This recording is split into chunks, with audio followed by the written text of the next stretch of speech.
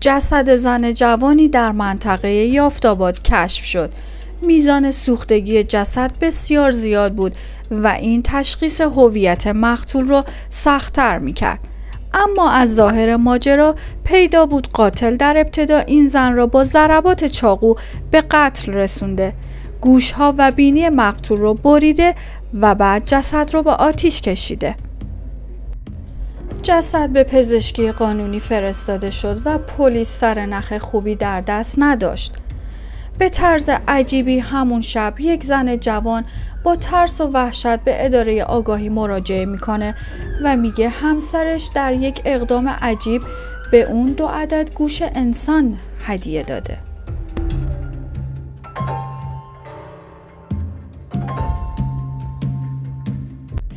سلام و درود فراوان به شما همراهان عزیزم.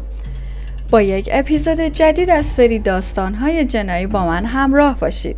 لطفاً یادتون نره لایک کنید، نظراتتون رو برام بنویسید و حتما همین الان کانال من رو سابسکرایب کنید تا هیچ کدوم از اپیزودهای جذاب آینده رو از دست ندید.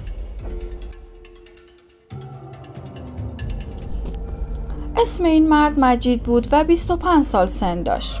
مجید و همسرش 4 سال بود که ازدواج کرده بودند و یک فرزند هم داشتند.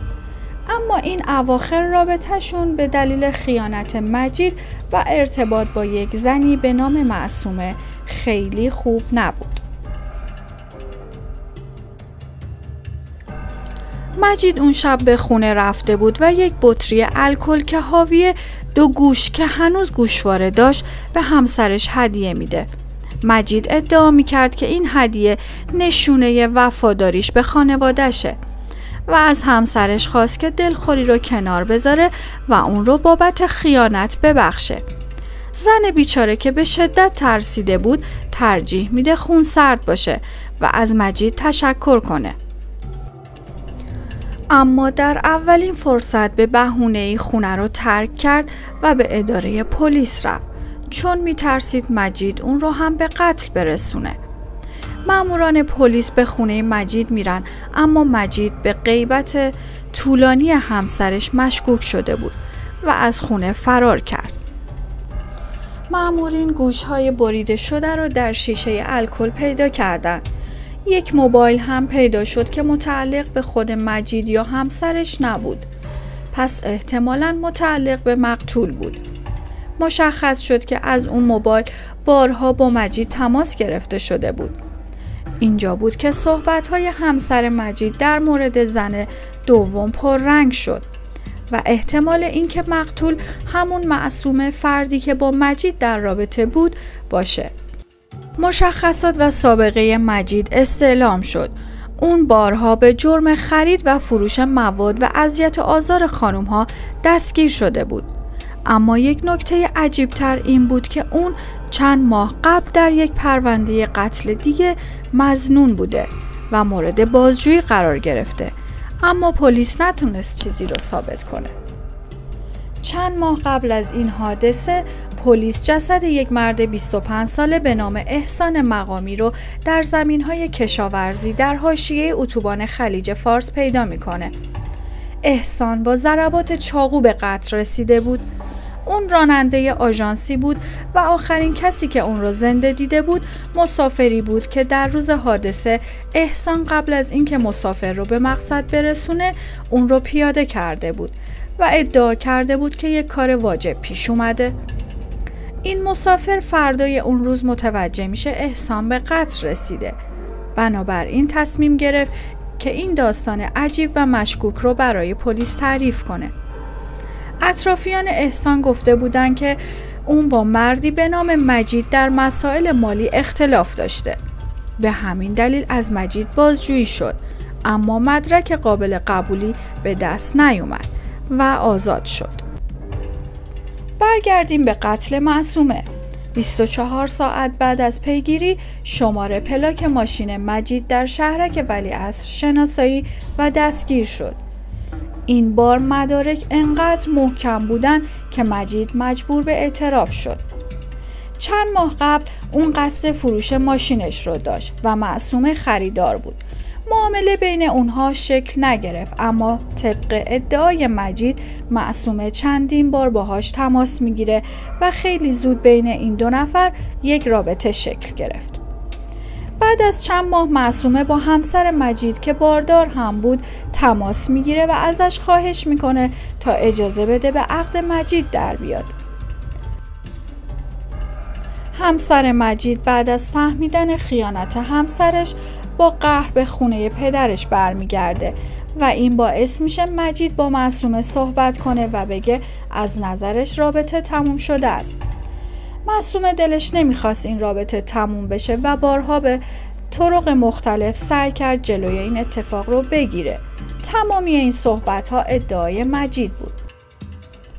مجید خسته شده بود و تصمیم گرفت این مشکل رو به روش خودش حل کنه. مجید در روز حادثه به دیدن معصومه میره و با یک چاقوی بزرگ اون رو به قتل میرسونه. چاقو انقدر بزرگ بوده که در حین بریدن گوش به صورت اتفاقی قسمتی از بینی هم بریده میشه. بعد هم که به نشونه وفاداری گوشها رو به همسرش پیشکش کرده بود. مجید در تمام مدت بازجویی خونسرد بود و تنها ناراحتی و دلخوریش از همسرش بود. میگفت درک نمی کنم که چرا هدیه من را قبول نکرده و خوشحال نشده. مجید در مورد اعتراف به قتل احسان هم مقاومتی نکرد. اون گفت که دلیل کشتن احسان اختلاف بر سر مسائل مالی بوده. یک روز با هم قرار میذارن که این مشکل رو حل کنن، اما بحث شدید میشه و مجید با چاقو به احسان حمله میکنه. بعد هم پول و ضبط ماشین احسان رو میدزده و جسد رو نزدیک اتوبان رها میکنه. قتل احسان 4 ماه قبل از قتل معصومه اتفاق افتاده، اما یک قربانی دیگه هم به جز این دو شخص وجود داشت. خیلی خوشحالم که تا اینجای ویدیو با من همراه بودید. یادتون نره سابسکرایب کنید و اون دکمه زنگوله رو هم حتما بزنید تا هیچ کدوم از اپیزودهای آینده رو از دست ندید.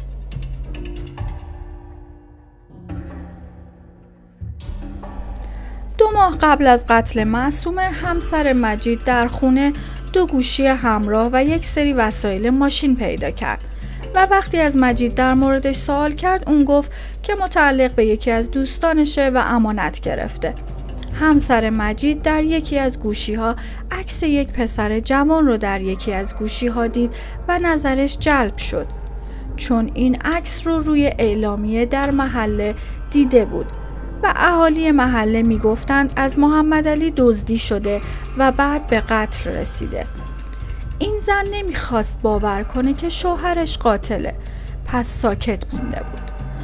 اما بعد از قتل معصومه در مورد این ماجرا هم با جزئیات با پلیس صحبت کرد. همین حرف ها هم باعث شد مجید در مورد 3مین قربانی هم اعتراف کنه. اون میگه علی دوستم بود و در 27 مهر با هم با ماشین علی به بهشت زهرا رفتیم. علی یک باغ انگور دید و میخواست از درخت انگور بچینه. مجید مانع شده بود و میگفت اگر صاحب باغ ما رو ببینه به درد سر میافتیم. این بحث با انگور شروع و بعد شدید و شدیدتر شد. علی چندین باند ماشین از مجید خریده بود و پولش رو پرداخت نکرده بود. این بدهی هم وارد دعوا شد و به گفته مجید علی شروع میکنه به ناسزا گفتن و اینجا بود که مجید با ضربات چاقو اون رو به قتل رسوند و بعد ضبط ماشین و گوشی رو دزدید و فرار کرد. مجید در جلسات دادگاه برای دفاع از خودش میگفت فکر نمی‌کرده که مجازات آدمکشی اعدام باشه و از خانواده قربانیان خواست که به فرزند 2 ساله‌اش رحم کند.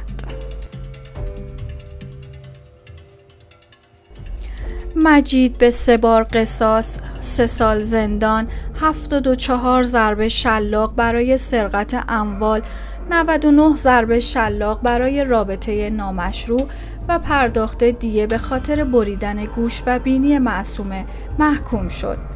مجید در روز اعدام هم خونسرد بود و به نظر نمی اومد که ترسیده باشه. با اعدام مجید این پرونده برای همیشه بسته شد.